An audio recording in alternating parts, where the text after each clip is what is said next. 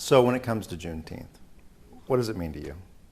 Yeah, Juneteenth means freedom to me. Going all the way back to when slavery was occurring and the horrible history of slavery gets to this Juneteenth point of June 19th of 1865, and the Emancipation Proclamation has now told everybody that Africans are free. And so now we get to this point where we can celebrate our freedom. And it's a big deal to be able to have it as a federal holiday, to be able to have Juneteenth celebrated across the world, across the nation. So it means freedom to me. It means that this country has progressed to try to live up to its creed. You know, I've heard people say before, you know, they will, when they talk about Juneteenth, they talk about special it is, just like you were. But they'll also say, this is something that is long overdue.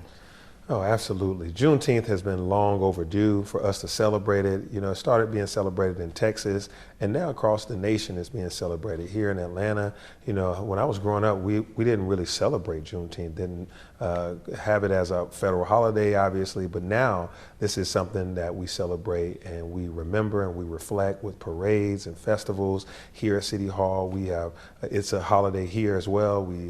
Everybody's off work and encouraged to celebrate Juneteenth, do something in remembrance. You know, I've sent out messages to all of the staff about it. So it is important for us to remember the history and to carry forward in the future by being able to celebrate that moment and to make sure that we know that Juneteenth is still here and it's here to stay and to be celebrated. You say that. It's here to stay. Mm-hmm. At the same time, I've heard people say, with the tone and everything coming out of Washington, yeah, they worry about that. We've seen some even talk about dialing it back for Juneteenth in some federal agencies. When you hear that, what do you think? Yeah, we're not dialing it back in Atlanta. We're looking to dial it up. More parades, more festivals, and in the future, even more activities where it's really front and center for everyone to know. Because we can't wipe away the history. We have to be able to make atonement for that history, but also to move forward with the celebration of where we are now.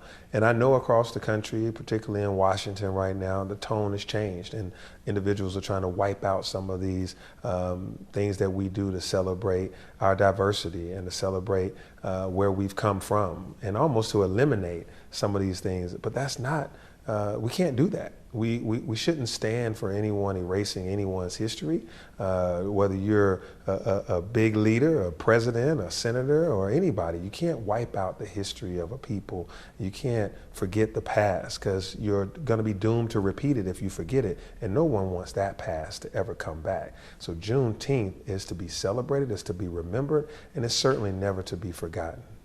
We talk about that parade. When the parade's happening, and you're in that parade, and I've seen you in parades, you like a good parade. Yeah. What does it mean to you to be able to celebrate Juneteenth with a parade, being there, and just really soaking it in? Do you get a moment to soak it in? Yeah, I do. So I'm the marshal of the parade this year, so I take a great pride in that. So I'll be able to wave to the people that are passing by, be able to cheer on the folks that are in the parade with us. You know, we have parades for St. Patrick's Day. We have parades for, 4th of July. We have parades for a number of things that I can mention that we do in the city of Atlanta and across the nation. The Christmas parade, the Thanksgiving parade. We just had a Caribbean parade festival, 404-day parade. Well, it's also important for us to celebrate Juneteenth with the parade. And I'm going to be really happy to be a part of the parade. I've been in the parade in years past, but now I'm the marshal, the person that gets to be the parade marshal, high-fiving folks and pumping them up. And it's going to be a real good time. And it's a way for us to, make sure that it gets the just due that it deserves. We talk about how far we've come to get to this point. How much more do we have to go? Yeah, we've come a mighty long ways. If you think about the fight for civil rights from everyone from Martin Luther King Jr. to John Lewis, all the way up to Maynard Jackson when he became the first African-American mayor for this city, to keep going forward on those legacy of those shoulders that we stand on, and the women in the struggle from Coretta Scott King to all the others that have really helped shape Atlanta to be better. But as a nation, from Frederick Douglass and everyone else, we have to continue to honor those people that did these amazing things. And then it's now our time. We live in this generation. What are we going to do to be able to help others, to be able to serve our country, serve our city, to make it a better place, to help raise our children with understanding of differences and identities, but also very reflective of our history. So we'll never repeat it. And to go forward together, because we're stronger together. And that's something I always say. Atlanta is a group project, and we have to do these things together. And that's why I draw circles and not lines, is what I talk to people about, is drawing circles, bringing us closer. So anyone that is looking for something to do, let's do Juneteenth very well and celebrate this year.